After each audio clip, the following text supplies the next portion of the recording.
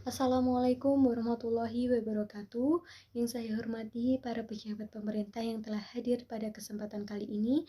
Yang saya hormati Rektor Perguruan Tinggi dan yang saya hormati mahasiswa-mahasiswa berprestasi yang telah hadir dalam acara ini. Sebelumnya izinkan saya memperkenalkan diri saya. Nama saya Sagita Febrianti. Saya sebagai pemateri pada acara kali ini. Acara kali ini yakni mengandung tema pencegahan dan penanganan kekerasan seksual di perguruan tinggi. Seperti yang kita ketahui, pengertian kekerasan seksual adalah setiap perbuatan merendahkan, menghina, dan melecehkan dan atau menyerang tubuh dan atau fungsi reproduksi seseorang karena ketimpangan relasi kuasa dan atau gender yang berakibat atau dapat berakibat penderitaan psikis dan atau fisik termasuk yang mengganggu kesehatan reproduksi seseorang dan hilang kesempatan melaksanakan pendidikan tinggi dengan aman dan optimal. Kekerasan seksual mencakup tindakan yang dilakukan secara verbal, non-fisik, fisik, dan atau melalui teknologi informasi dan komunikasi. Survei Kementerian Pendidikan, Kebudayaan, Riset, dan Teknologi Kemendikristek menyatakan kekerasan seksual terbanyak terjadi di perguruan tinggi. Catatan survei Kemendikbudristek per Juli 2023 menunjukkan terjadi sebanyak 65 kasus kekerasan seksual di perguruan tinggi. Wah, banyak juga ya teman-teman, para hadirin sekalian. Jadi, apa saja sih yang menjadi contoh-contoh kekerasan seksual ini? Kekerasan seksual sebagai yang dimaksud yakni yang pertama menyampaikan ujaran yang mendiskriminasi atau melecehkan tampilan fisik, kondisi tubuh, dan atau identitas gender korban. Jadi seperti contohnya seperti body shaming, itu tidak boleh ya teman-teman untuk dilakukan kepada teman-teman kita. Yang kedua, memperlihatkan alat kelaminnya dengan sengaja tanpa persetujuan korban. Yang ketiga, menyampaikan ucapan yang memuat rayuan, lelucon, dan atau siulan yang bernuansa seksual pada korban. Jadi seperti contohnya seperti catcalling itu. Seperti yang kita ketahui catcallingnya seperti apa, itu tidak boleh dilakukan. Karena hal tersebut juga termasuk dalam kekerasan seksual. Yang selanjutnya menatap korban dengan nuansa seksual dan atau tidak nyaman. Jadi jangan menatap dengan menatap dengan nuansa seksual itu juga termasuk dalam kekerasan seksual.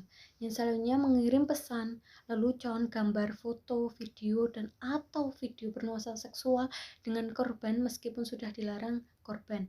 Jadi semua yang berbau dengan seksual itu tidak boleh dikirim ya teman-teman, ataupun tidak boleh disimpan dalam HP kalian. Yang selanjutnya mengambil, merekam, dan atau mengedarkan foto dan atau rekaman audio dan atau visual korban yang bernuansa seksual tanpa persetujuan korban. Selanjutnya mengunggah foto tubuh dan atau informasi pribadi korban yang bernuansa seksual dan tanpa persetujuan korban. Selanjutnya menyebarkan informasi terkait tubuh dan atau pribadi korban yang bernuansa seksual tanpa persetujuan korban. Yang selanjutnya mengintip atau dengan sengaja melihat korban yang sedang melakukan kegiatan secara pribadi dan atau pada ruang yang bersifat pribadi. Jadi kita tidak boleh mengetahui privasi dari orang lain. Yang selanjutnya membujuk, menjanjikan, menawarkan sesuatu atau mengancam korban untuk melakukan transaksi atau kegiatan seksual yang tidak disetujui oleh korban. Yang selanjutnya memberi hukuman atau sanksi yang bernuansa seksual. Selanjutnya menyentuh, mengusap, meraba, memegang, memeluk, mencium dan atau menggosokkan bagian tubuhnya pada tubuh korban tanpa persetujuan. Yang selanjutnya, membuka pakaian korban tanpa persetujuan korban. Berikutnya, memaksa korban untuk melakukan transaksi atau kegiatan seksual. Selanjutnya, mempraktikkan budaya komunitas mahasiswa, pendidik, dan tenaga pendidikan yang bernuansa kekerasan seksual.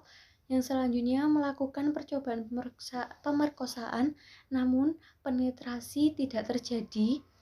Selanjutnya, melakukan pemerkosaan termasuk penetrasi dengan benda atau bagian tubuh selain alat kelamin. Yang selanjutnya, memaksa atau memperdayai korban untuk melakukan aborsi. Yang selanjutnya, memaksa untuk memperdayai korban untuk hamil. Selanjutnya, membiarkan terjadinya kekerasan seksual dengan sengaja dan atau melakukan perbuatan kekerasan seksual lainnya. Wah, banyak banget ya teman-teman, macam-macam dari kekerasan seksual yang perlu kita hindari ya. Karena hal tersebut sangat dilarang oleh pemerintah, khususnya pada lingkungan perguruan tinggi ini. Selanjutnya, perguruan tinggi wajib melakukan pencegahan kekerasan seksual melalui beberapa cara, teman-teman dan bapak-bapak sekalian. Yang pertama, dengan cara pembelajaran di perguruan tinggi.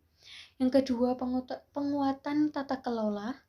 Yang ketiga, penguatan budaya komunitas mahasiswa, pendidik, dan tenaga pendidikan. Lalu, siapa saja sih sasaran pencegahan dan penanganan kekerasan seksual?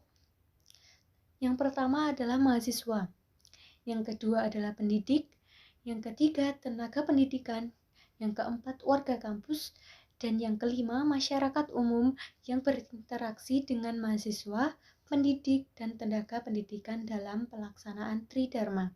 Jadi, semua unsur dari mahasiswa, pendidik, tenaga pendidikan, warga kampus, dan masyarakat umum yang ada di perguruan tinggi ini itu berperan penting dalam pencegahan dan penanganan kekerasan seksual.